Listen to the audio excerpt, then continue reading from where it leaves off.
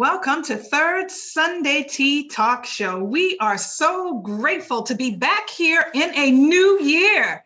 We are here in 2022, educating, advocating, and celebrating. And we are so grateful that my dear loving co-host is here with us as well, Evangelist Carolyn Lassane.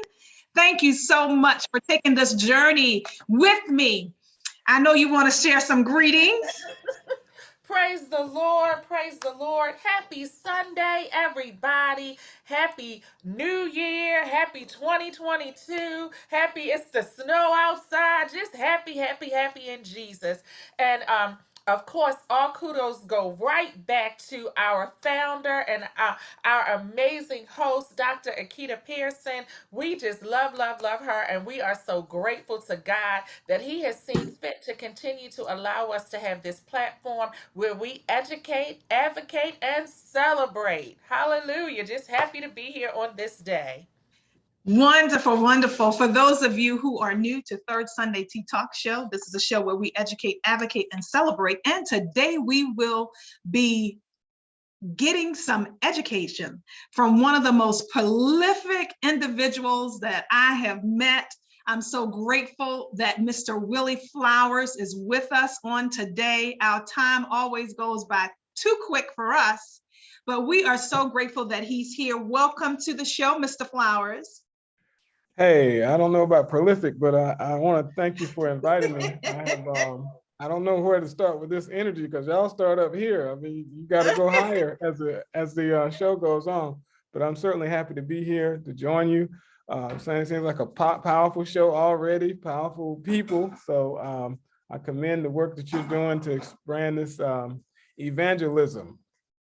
Absolutely, absolutely. So we know that you have done some really great work in our community as being the president of the NAACP for Maryland, as well as for the Howard County chapter. And then I was so blown away when you came on and I saw that nice background honoring Mother Henrietta Lacks, reading room and bookshare. So I know you have a ton of information to share with us, but our conversation today is centered around the state of Black America in 2022. First, just tell us a little bit about yourself and then we can dive into the conversation. Hey, it ain't that deep. I was born in a little town in Alabama called Elba, Alabama. My community, my village made me. I grew up in an AME church, smaller than the city. Most of those people in my church were my family members. My great-great-grandfather founded the church, built the community that was in the area. It's called Shady Grove. And I was inspired by them. I was inspired by the story of Richard Allen. I was inspired by my grandfather who could not read, but he would go downtown and buy a newspaper. Mm-hmm. And I was surprised later when I found out he couldn't read, but the reason he did that, I found out when I got to college that if you sat on the town square because of Black codes, you had to make it look like you had money in your pocket. So having a newspaper did that. But my grandfather was a person who, my grandmother took me to vote, and it was kind of a big deal, I thought, because they would get dressed up like they were going to church. And I didn't understand that either.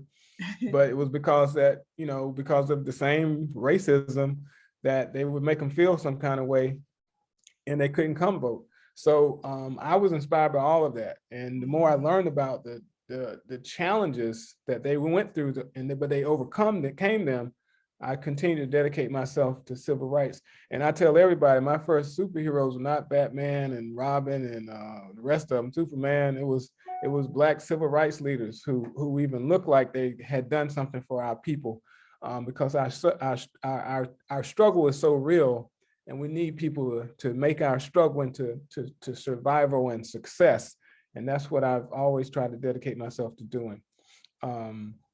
That's kind of how it started. So wonderful, if anybody's wonderful. from any southern state, you know that the stories of all of our great heroes and sheroes in the back rooms who made the civil rights movement. And I love that history.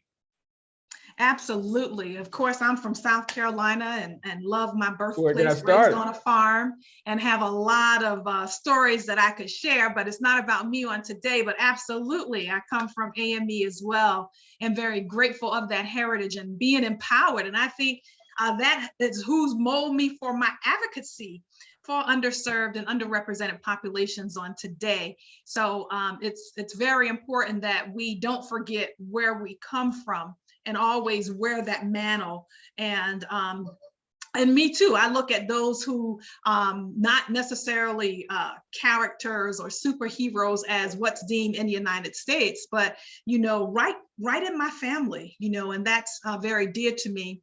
And I'm very grateful for my upbringing and my experience. And no matter where I'm at, I carry that with me. So tell us your work. You share with us where you're from, how it started out, just instilled in you as a child, and how you matriculated to be where you are today. Yes, and I like him. That same grandfather was the person who had us watching Walter Cronkite every night, and I was always curious about. Washington D.C. and I wanted to go there. There was an occasion where, and I remember the first president I really remember is Jimmy Carter, and I connected at the Peanuts, and then Ronald Reagan and the Jelly Beans. So somewhere along the Ronald Reagan administration, I got on the payphone in my community and I tried to call the White House. And of course that didn't happen, but because I got on there, I was like, I'm going to Washington, D.C. one day. So everything I did was kind of on the path to do that. I wanted to, connected politics to civil rights movement. So I studied politics at Troy University. As you know, that's the town that John Lewis is from. One of my mentors was a friend of his name was Jerry Henderson. He passed 2 years before John Lewis. But I was inspired by him because he and his wife, they sued. It was a matter of what's still going on now, redistricting. In the town of Troy, they had at-large elections. So his wife ran and never could win because it was an at-large structure and they had a white majority. And they sued the city of Troy, the state of Alabama, the Democratic Party, and the Republican Party, and won. Wow. And I had just entered when that decision came down, and I saw the change that happened. So in the state of Alabama, we went from having very few Black elected officials to having more Black elected officials in the state of Alabama than any other state at that time. And so unfortunately, it looked like if you can do one thing, it's easy. But I came on the back end of that, you know what I'm saying? But I was inspired by them. An organization called the Alabama Democratic Conference was the center of my life, and all those players in that organization kind of did substantial things. And that was, like I said, that was my football game. That was my superheroes. And so I finished school and moved to DC. Okay. In 1994. In 1994. And so coming to DC from the South, share with us that experience in getting acclimated within the NAACP, your work in the AME Church. Did your work continue? Are you still in the AME Church? Well, what happened was I came during the last mayoral race that Marion Barry ran in. Okay. And so it was a political year. It was the takeover, as you recall, the Republican takeover in 1994. But locally in DC, Marion Barry took the air out of everything. So I was able to see that brother go through what he had gone through and built it back up. So again, I came on the back end. I thought what he did was easy, but as you know, it's not, right. And what he went through to be in that situation, to come back from what they had done to him was amazing, but he made it look easy. And so in Washington, D.C. at that time, what they had was opportunity for young people just to jump in there. And I was at every event. I went to work on any campaign I could for a very long period, and I learned and Mhm. refined my skills in political organizing without the interest in the NAACP and civil rights, because I thought that the faster play, as you recall, and before 1992, before Bill Clinton was elected, there were very few national appointees in any administration. The congressional people were not many, but after the 1990 census, as you know, that increased. And so there were all these Mhm. Black folks, and all of them just happened to end up in DC at the same time as I did. So I was going to all these events, and it was exciting and all of that. But the reality is, doing politics at that level doesn't trickle down to the grassroots. And but in DC, I had the advantage of learning the grassroots, participating. I got arrested for my first time for protesting at the White House in 1997, because when Marion Barry got into office, they took the power of the city government away from him, and they installed a financial control board. And I was with the people, but I worked at the convention center, so I decided to go out on my lunch break and got arrested with some folks, and that then, you know, they didn't go over well. But the point is, I did it, and I got back to my office, according to my story, and within an hour. So, but that was more exciting than doing political organizing. I can say that, because in political organizing, you know, it's a violent. It's they call it legal violence, and that's really what it is. But it's also stressful. It's also, I think, and understanding spirituality more, it is also it's negative, obviously, but it's a battle between good and versus evil. And if you're evil, even though you lose, you still have a place at the table. And that type of fight is spiritually, it's not good for anybody. So I had to learn that if you don't ground yourself in some form of spirituality, that you might win elections, you might be in the room, but you're going to be destroyed. So I had to pivot out, and the access for me was to do real, what I think, civil rights organizing at a time that new ideas are needed, new strategies are needed, and we have all the equipment, but we got to bring people back to the table to say, this is what we can do. Okay, so when you say bring people back to the table, who are these people? There are people everybody who has benefited from the sacrifice of our ancestors, who have died, who have literally dreamed of us doing all this we're doing right now. Everybody's sitting in a warm house, right? That's there was right. a time when we didn't have that, right? And somebody had a vision that I want my children to be better than me, to have more access to me. And I think that because of that, we feel like it's quite frankly, it's entitlement. There's some Black entitlement, call it what you want to, but we're born in a situation where we're living somebody else's dreams. And because we don't know anything else, we think that that's what we deserve. It's entitlement, right? And we don't give the respect back to the people who sacrificed for us to be here. And so I'm saying all those people, anybody who can read, and you Black, you need to thank people who laid their lives on the line for you to do that. From the time you were old enough to walk into a place called an educational institution, that didn't always happen. As you know, the president of Morgan, he has the story that he didn't go to school until he was in the 5th grade or something. And there was a lot of people like that. I mean, his fortune changed, but some people still didn't go, and they didn't get the type of, I guess, guidance, or didn't have the spurt that he had. And so they're relegated to, you know, this job, or this neighborhood and all that until the day that they die. So I think that when people question the significance of the NAACP or Rainbow Push or NAN or anybody else, they're not looking at the fact that this is a national organization. Nobody can show up to every little thing, but if we're organized at the grassroots level around something that speaks to, we want to be and have access to housing. We want to have ownership. We want to have businesses and business development opportunities. We want to have a workforce that anybody who needs a job can get one. All these things are possible, but we cannot rely on government to do it for us without pressure from the grassroots. And that's what the civil rights movement is about for me. All right.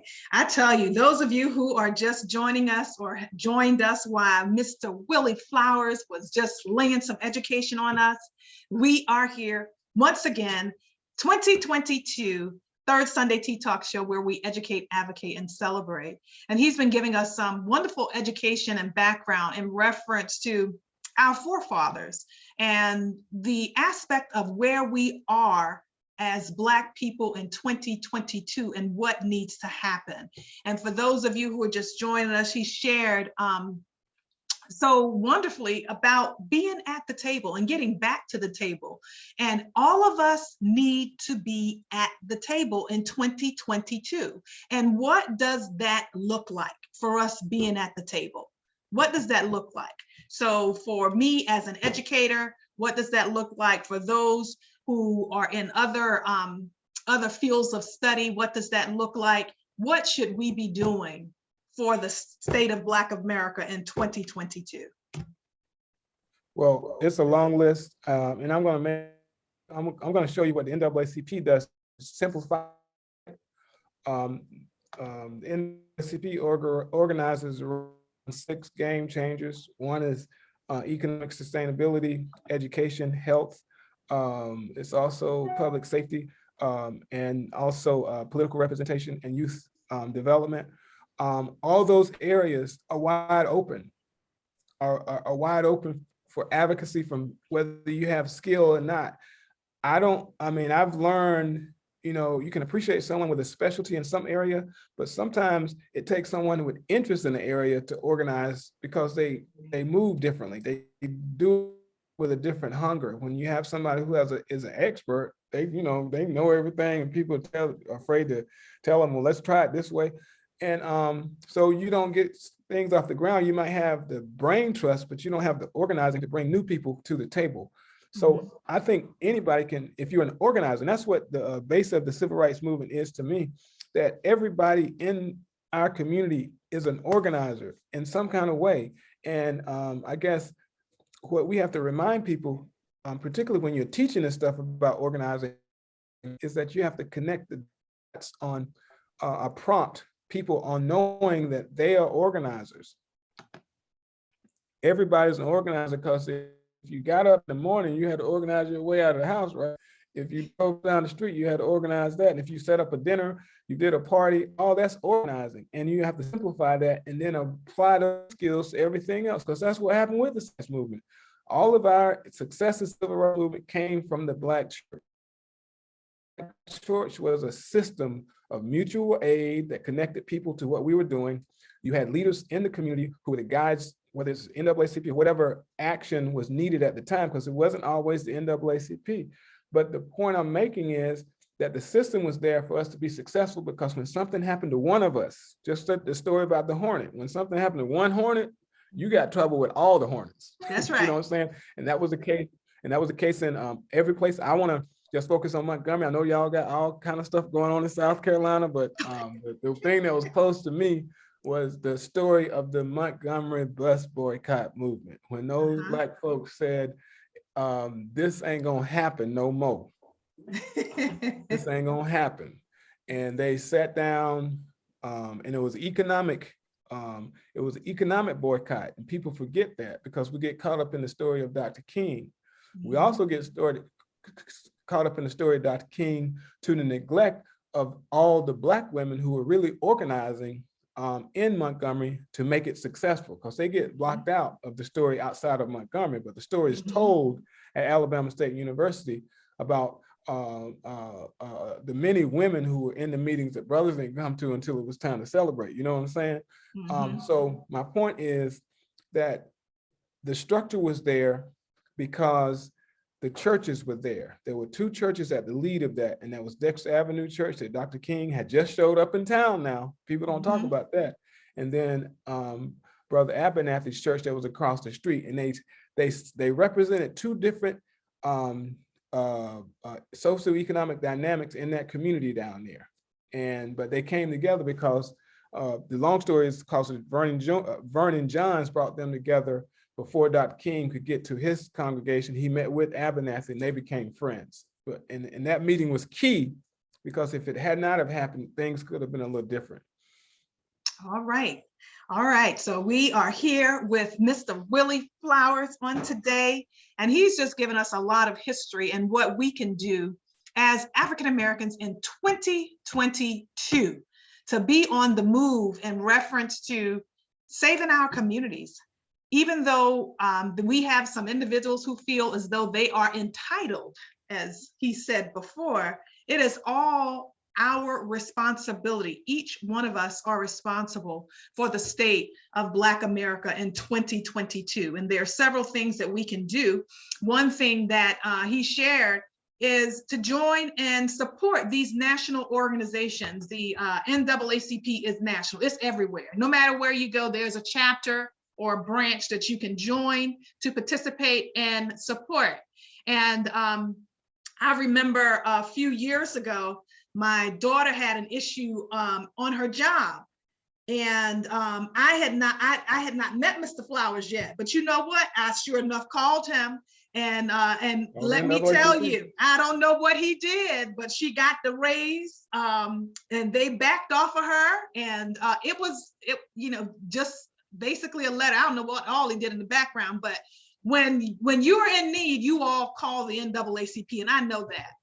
But oftentimes we don't, participate, or we don't keep our membership up and those things. So we want to just encourage everyone to make sure that we're supporting these national organizations so that we can continue the longevity of success that we've had. We have not arrived. There's still a lot of work that we need to do as a people, but at the same time, we need to be about our business to make sure that we are doing what we can do to protect generations to come. So we do have, if you have any questions or comments, you can put them in the chat. There's one question from Jeanette, and her question is, why don't we call for more boycotts based on the historical success of the bus boycott? Well, let me say this, because I've had to learn this the hard way, and I ain't kicking the can. But the reality is that because of certain laws, and it's a structure of racketeering laws, when you call for a boycott and you're a national organization, the easiest thing to damage the organization is to sue them, and it's a racketeering charge.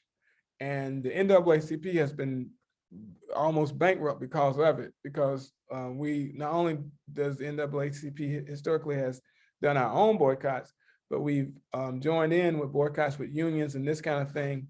And as a strategy, the attorneys will go in that direction. So what the response to that, and we're in the process right now here in Howard County of trying to expose, if you remember the Sheraton Hotel, it's now called the Lakefront Marriott, Meriwether Lakefront Marriott. Yes. And it's owned by a guy named David Costello. And I want y'all to hear this closely. He purchased the hotel before quarantine, when it was a Sheraton, bought the hotel. He was a construction guy, but he made a lot of money. So he was able to buy this hotel, created a management company to manage the hotel, hired his construction company to do the remodeling. When quarantine hit, he laid everybody off. During quarantine, he took PPP money for both the for the management company and for the construction company. While the people were laid off, when he got ready to open the hotel, he doesn't invite the employees back. But he got almost, I think, $3.5 million of PPP money. And so the union is boycotting them. I had to stay off, but I practice saying everything to tell people not to go that you can, in addition to advocating. And tomorrow, one of the things that I'm going to be doing tomorrow, and we're doing in this period, to celebrate Dr. King is supporting Unite Here and recall legislation that says that that can happen. This same Scrooge named David Costello, I'll say that, took advantage of the lack of a recall law that didn't exist in Howard County. They have one in Washington, D.C. They have one in Baltimore City. And what recall laws do is that if you have a company that has a fire and you have to lay people off, or there's a storm, that when those people are laid off, they automatically have to come back. He took advantage of the fact that there was not one. So the law that we're trying to pass is to make it a law and also to make it retroactive. It's going to be tough. We're certainly encouraging people to find another place, without saying boycott, to find another place to go when you're in town, because we want to eventually shut him down. But the other piece is to advocate for this law. Call your council member to say that you want this law to pass. And the fact is, because this guy has so much money, he's pretty much has backed a lot of these elected officials who are key to the legislation. So it's going to take some work to get the word out about that. As you know, that's hard these days because of a lot of reasons, but it's worthwhile. But the term boycott can get you sued. Wow. And you just have to be creative and do the same thing along the way. And that's kind of what we try to do. Wow, that is quite interesting, because I never knew that just by, the term, you could be sued for boycotting. I like to consider myself an advocate, and sometimes I might be a little too radical, but I haven't been locked up, but I have, advocated for others and advocated for myself. So thank you for sharing the information about the recall law. And those who are joining us in Howard County, we definitely can call our politicians and legislators and make it known that we are supporting the recall law, which would be retroactive. Those of you who may be just joining us, welcome to Third Sunday Tea Talk Show, where we educate, advocate, and celebrate. And we are here with none other than the Mr. Willie Flowers, who have been giving us a lot of education on today, as well as resources. I know that my co-host, she hasn't said anything, but I know she has something to say. So Carolyn, come on in. See, Mr. Flowers, you see how she does with me. I always know when she can ready pull me in, but it's okay. But first of all, thank you so much, because this has been, these last 20 some minutes have been such an education. And I so appreciate what you said about back that the women weren't recognized. And of course I have to tie in, I don't know if everybody on here has watched the Women of the Movement, the Emmett Till story. Oh my gosh. I snuck ahead and I watched on Hulu all the way up through the 4th episode, so I'm ahead of everybody. But just and the statement that she was like, when it happens to one of us, it happens to all of us. And I think one of the biggest things with everything that is going on now, we've become so segregated within our own race. We don't look out for each other the way that we used to. You talked about down in the South, and my family's from South. Keita and I, we're blood cousins. And, I remember when, even up here in Maryland, where my parents, they didn't lock the door. We went to sleep. Front door was not locked. Back door was not locked.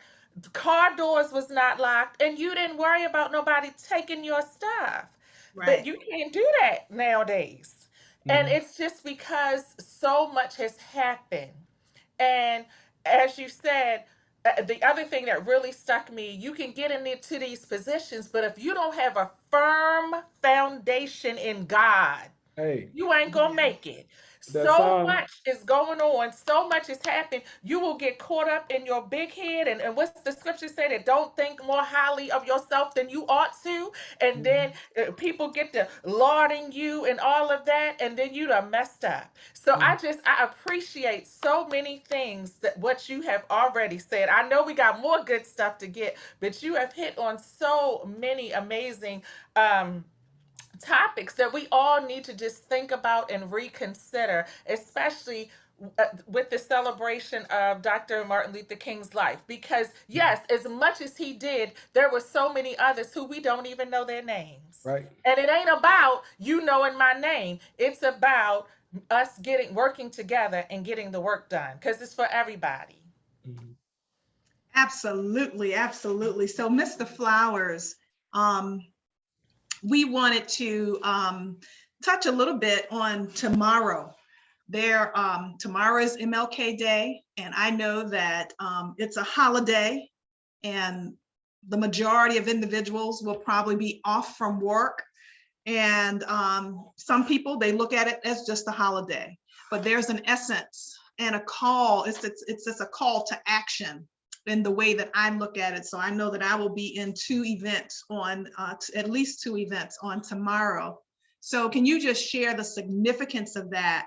And even share, I know there are probably some places that you're going that you may want to invite people to come. The ones I'm going to are virtual, and I will share that also in the chat.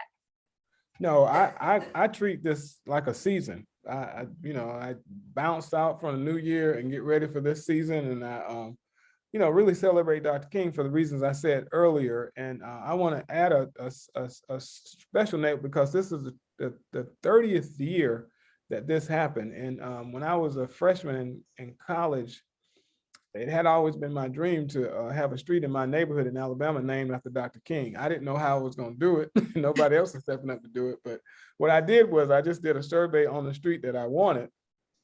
Not that it was easy, but it happened pretty quickly. And this was the 30th year, this year, that it happened. It was approved by the little city council in my neighborhood. So the street in my neighborhood is called Martin Luther King Boulevard, because of that work.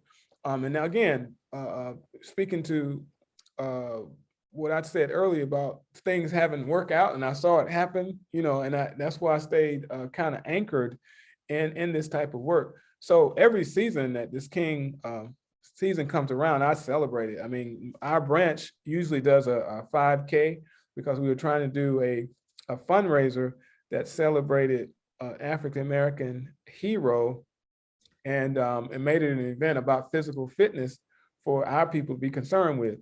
But because of COVID, we didn't do it this year. But yesterday we did a rapid test kit giveaway in collaboration with First Baptist Church of Guilford, which was successful. We gave out at least 500 test kits.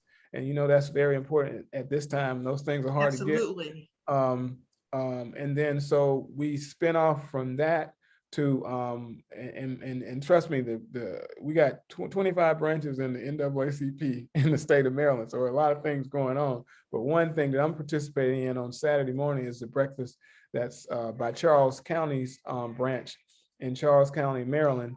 And then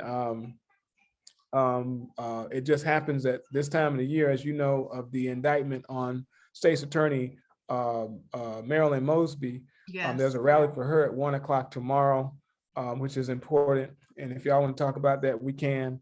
But that's something that we all should be concerned with. Absolutely. When they target one of us on a technicality, That's right. It can happen to you too. And this is not the first time they've attacked that particular office. Yes. If anybody's been around Baltimore City within the last 20 years, I think they would know about the attack on State's Attorney Patricia Jessamy when Martin O'Malley got into office, and when he couldn't knock her out of office because she was defined as someone who was of a high level of integrity. She had a significant network, so he couldn't go after her with the vote. So what he did was, before he got out of office, he raised the salary of the state's attorney to attract somebody white to run, and that's what happened. And they also, and this is getting into the weeds, but in a particular district, the 41st district, there was traditionally someone who would be running against then Senator Lisa Gladden.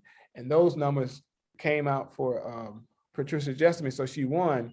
But when she didn't have an opponent in the general election, I'm sorry, in the primary election, the turnout was lower. So that's how the guy who won against Patricia Jessamy got in there. And so, but my point is, this guy, Martin O'Malley, was dedicated to getting her out of office. He got her out of office. This, whatever the guy's name was, is insignificant because he wasn't in there to represent anybody. And then State's Attorney Marilyn Mosby comes around 4 years later, and nobody knew her. The only thing I knew about her was she was married to a council member at the time. And I knew when I first met her that she had something else, and that something else got her elected on her first time out. And usually when you run for a city-wide race, it's hard to do if you don't have another office. And she made history doing that and became the first sister to win from the ground level, because as you know, State's Attorney Patricia Jessamy was appointed initially. So she came along and won that race. And during that period now, and this is what people forget too, during that period when the Martin O'Malley left office, the city of Baltimore was run by 4 women.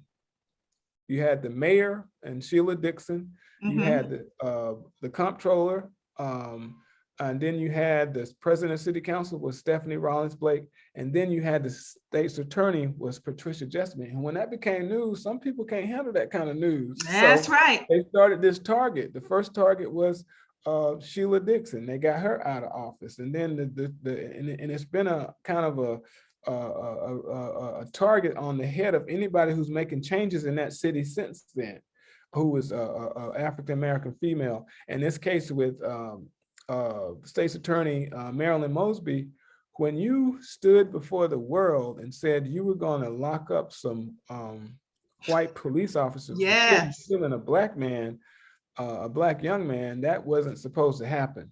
And she's had a target on her back ever since then.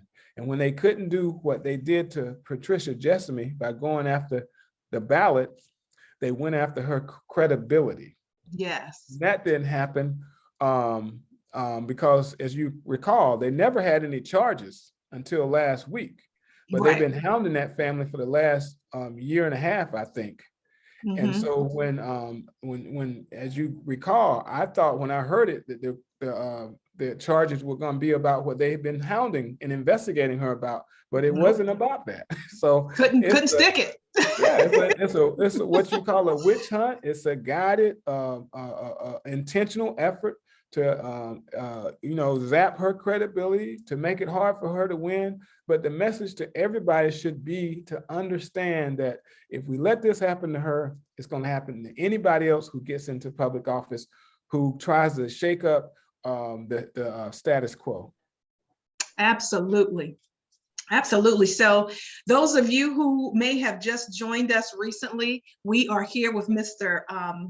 Willie Flowers, and he has just been a jewel educating us and empowering us, as well as sharing resources and things that we could do to better ourselves, better our communities, our families, and generations to come. So if you have any questions or comments, please put them in the chat. My dear friend and sister, Michelle Brown, who's a former assistant to Senator Barbara Mikulski, she put a really nice comment in there, thanking you, Mr. Flowers, as well as reiterating to make sure that we are advocating and just not allowing businesses to come in and run amok, and we not saying anything, but standing up. So Mr. Flowers, I know you shared about different ways, and one was through the NAACP, but there's some other work I know that you have been doing. One is right behind you, the Mother Henrietta Lacks Reading Room and Bookshelf, I think it is, or books, but what is that? Bookshare. Reading Room and Bookshare. And it makes me brings back to my memory when I was a school district official in Anne Arundel County Public Schools. One of the deficits was students did not have access to libraries. So I was fortunate enough to put what I call book nooks into public housing centers, because all public housing centers were charged with having a community space. And that was very successful while I was there, because we know that knowledge is power, as some individuals would say, but I like to take it a step further, that applied knowledge. So you have knowledge, but if you're not applying and if you're not putting things into action, there's really no power to it. Right. You know, you don't get any power to your lights until you connect to the socket. If you're not plugged in, you don't have no power. So we just want you to share a little bit about that. So in my vocation, I work as the executive director of the Park Heights Community Health Alliance in Baltimore City. And as you know, while the health outcomes are a challenge pretty much everywhere in the Black community, the real challenges is broken social determinants, those things that determine your outcome, health outcomes, the education, the housing, the traffic patterns even. And then the education compounded by having a decent library. Some of us are old enough to remember that sometimes the only books that folks had was the Bible, and that in my case, it was the Green Encyclopedia and the Ebony magazine, and all those, and Jet, Ebony and Jet. So all of those were triggers for me, because I became excited about seeing all these Black folks. I wanted to be one of the top 100 most influential Black folks and all that. So I'm still trying to get there. But the point is, it just takes a little bit. It takes a little bit. So if a child can see something in a periodical at any level, a newspaper, for me, it was a newspaper that I thought I was reading. I really thought I was reading when I was, like 3 or 4, but I wasn't, because I didn't learn how to read. But the point was, I was triggered by that. And I still believe that that type of access can give motivation and that brain development that is needed by young people to be curious. And it's been replaced with the smartphones and that kind of thing. But even that way, even through that, if a child learns coding at that age, if they're doing something with the most basic coding language is Scratch, if they're doing something that will change their brain development so they become less consumers and social media participants and innovators. And that's what our next our next journey is, because we got to turn that back, because there's not just so much opportunities when we talk about jobs and that, but there are significant opportunities when we're talking about innovation. There are inventions that have not been created, that if we don't get the brain development that we need, they won't ever happen. And I recently read a book called Where Good Ideas Come From by this fellow named Green. It's the history of innovation. And one thing that he says a lot in the book, but one thing he does say is that most ideas percolate in cities where there are high populations. And regardless of what you think about Baltimore, as long as those people are there, ideas are being had. And they're ideas that can be the solutions for the challenges that we have. But back to the point about the broken social determinants, once we recognize that, because everybody has come to the conclusion that the system is not broken, the system does what it's supposed to do, right? We have to break that system in order to achieve what we need. And that's, education as an outlet, having the right opportunities, whether it's workforce development, I'm talking about this technology thing, anything that a child should do has an idea on, we should be there to help them move it forward. And that doesn't always happen when you have situations where communities are broken and that type of thing. And we have to look into those communities. I drive in that community every day, and I hope that some child, despite all of those challenges, despite the abandoned houses, despite the murders, despite all of that, that they are inspired to change it themselves. Wonderful, wonderful, wonderful. Thank you so much for sharing that. And I think oftentimes individuals, they get sidetracked by what they see. But I have some of my aunts on that's joining us today in New York, South Carolina. And I know that them coming up in the South, and I always say the second form of slavery, sharecropping, where they experienced, but had the resilience to want better and to want better for us. And even though they had little, they did what they could to make their little more. And despite whatever houses that they had to live in, the outhouses and all of that, those are some of the same kind of images. We don't see the outhouses in Baltimore City or in New York, but the abandonment, the dilapidated buildings, the poverty, but not allow that to be a distraction. And I could say they didn't allow that to be a distraction, and they still persevered, and they still fought, and they still made themselves better and continue to raise their children and continue to be resilient. And we are a resilient people. 100%. 100%. We are a resilient people. And I think that it's important that we do not allow any of us to fall by the wayside, our family members, our friends. I might not be able to reach everyone, but I can put forth effort to provide a resource or somewhere else where somebody can get some assistance and support.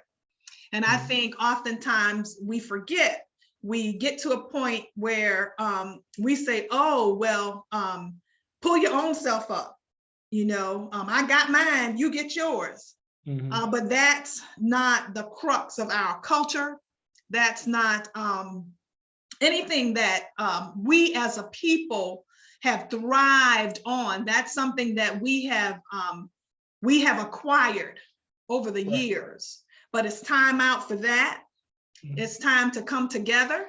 It's time for us to be at the table. It is time for us to be at the table. Let me add something to that, and particularly when you talk about the structure we live in and work in as political people, it's also valuable. It's also valuable to have people who are in the positions. I saw Sister Michelle Brown is on here. She worked for years with a U.S. Senator for years. And she, at any time she saw me, she would reach back and say, what do you need? So you need that type of support too, because it's not always the case you can get the attention of the elected official, but if they have competent staff that's connected to community, you can get a message to those folks so they'll know what's going on. So I want to acknowledge her because she's on here, I think. Yes, she is. Yes, she is. A lot of She's a them, jewel. and it's a lot of them, but again, it goes back to you're taking something with you when you take a job like that. Not only does it give an opportunity for you to stay connected to the community, but you have another purpose for being there, because this whole thing about equity, inclusion, and all that is about making it look good. But if the person that put in there, we know this with Clarence Thomas, if they ain't worth a nickel when they got in there, they ain't gonna be worth a dime after 2 or 3 years. So That's they right. got to be worth something going into it. Absolutely, absolutely. Michelle? Yes, Thank you for I joining just want to make us. sure. Good, I'm happy to be here, And I just want to say that when you have your elected officials, hold them accountable. Go in and not always have an ask, but have the man, we put you here, and this is what we want from you. You might not get everything, but most other people, when they come to the elected official, don't come with a question. They come with what they want. They start making requests, and we have to hold them accountable. And to every public official who has someone working for them, hold them accountable. We have to make sure that they're doing what they get paid to do in the community. And I just thank God that I was able to do it as much as I could while I was there. And thank you, Mr. Willie Flowers and Dr. Keita, for all your support during the years. And the other thing Thank is you. like to have someone that's conscious in that position, because she's saying exactly the right thing. Because the first thing that most elected officials tell you is that's not my job. Because if you ask about streets, it's not the job of U.S. Senator to fix a street. It's their job to get you money for the street. So, but the things that they can do, and one thing that we're working hard to do is we've had a history of Black folks going into the U.S. military, and they're going in as, as enlisted, when the opportunity, if you're going to do it, you should go to a service academy, because Michelle was in a job that you can make that happen. She can speak to that process, but I never knew that the process was so greatly impacted by your U.S. senator and your U.S. Congress or House of Representative member. And if you have a relationship with them, they can make it the process smoother. I'm not going to say it's going to be easier, but they can make the process smoother. And instead of having a child who goes into an enlisted office in the military, they can be, not only do they get the opportunity to go to a service academy and you don't have to pay for college, they also come out and they're an officer and their life is differently if you're going to be in the U.S. military. All right. So I tell you, we have had such a wonderful dialogue on today. We do have a minute or two. If you have a question or a comment, put it in the chat or come off of mute, and we'll take your question or your comment. And then we're going to move right into our final spot, which is our defining moment. So every third Sunday, we have a defining moment. All right. So Michelle. Going into what Mr. Flowers said, I would employ everyone who has any young person that's interested in military at all to start when they're in like the 8th, 9th grade, especially when they're going to high school. Make sure that they're joining extracurricular activities, because when they go to make those nominations, they want to make sure the child or the young person is well-rounded.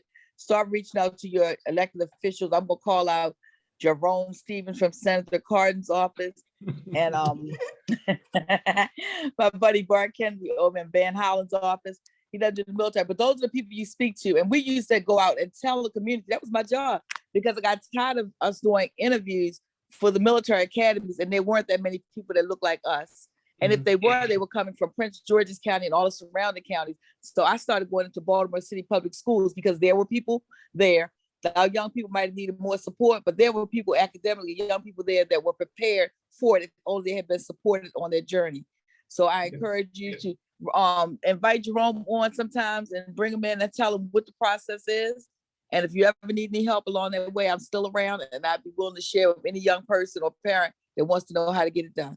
Thank you. And this is a process. I'm gonna call Michelle on that. I'm gonna call you into the NAACP so you can make it happen, baby. I'll give you the platform to do it. What about that? And because we've been working on, I'm coming from North Carolina. Oh, you moved? Well, all this is virtual now, baby. You always need your name press. All right, let's make it happen. Michelle left and went to North Carolina. But seriously, we are working, like I said, working with any of the Congress people who will help in that regard. We have a significant, Michelle knows the brother who works with Steny Hoyer. I can't think of his name right now, but he's a former military, he was a veteran, and he got it as soon as I told him. And every time it pops up, he reminds me to get people in. So it's, like I said, it's something substantial, because I have a friend who, I didn't go in the military because I saw what was happening in my community. And what I saw happening in my community is people would go into the military for, and they would come back and do what they were doing, that they would have been doing anyway. And so I wasn't inspired, but if somebody would have explained to me the significance of being an officer in it, that the story would have been different. So, I mean, you can go at it any kind of way, but I do believe that, Michelle can tell you this, they don't necessarily want the greatest students. They just want you to be competent and have some variety of exposure. You don't have to be the smartest, you don't have to be all that. But the point is, once you get out of there, you've got a college degree, you're a military officer. And I just saw somebody mention that their sons had, this is Miss Carol Ann Moy, her son was at the Naval Academy, and things are just gonna be different for them. Absolutely, absolutely. Well, I tell you, this is absolutely wonderful. As I said, when we first started, this time goes by so very quickly. Mr. Flowers, thank you so very much. You always have a place here at Third Sunday Tea Talk Show. So if you ever want to come back, just let us know. But now it's time for our defining moment. Praise the Lord again, Mr. Flowers. Sister Michelle, so many, so much good information. So we thank you all so much.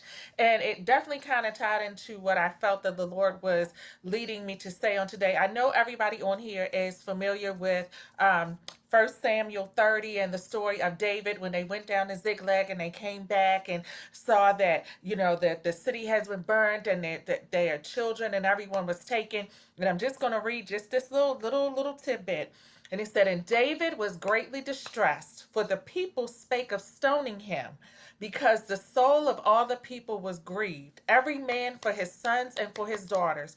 But David encouraged himself in the Lord.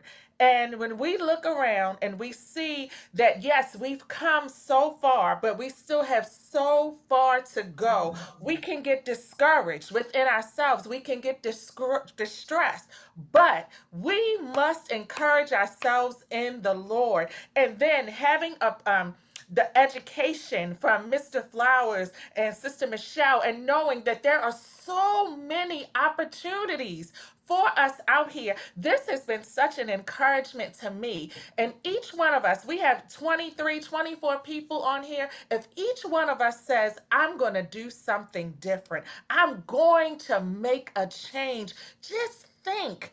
If we only touch one person, that's 24 people that we've touched. And then that 24 touch another 24. Look at the changes we can make. So I encourage each and every one of us. As my cousin said, we just got to get to work. It is so much work to do. Yes, this happened, that happened. But we got to encourage ourselves in the God that we know that can do exceeding abundantly above all that we can ask or think. And then we have got to get to work. So encourage yourself and then allow yourself to be used to encourage others. God bless you. Absolutely. Thank you all for joining us on today. We will be back here next month on the third Sunday. So look out. Join us again. Thank you, Mr. Flowers, and thank all of our viewers and listening audience. Have a wonderful, wonderful day. And please go to some event tomorrow to support MLK Day. Love you guys. Be blessed. Hi, Peter. Love God you. bless. Love you. God bless. Bye. Love you guys.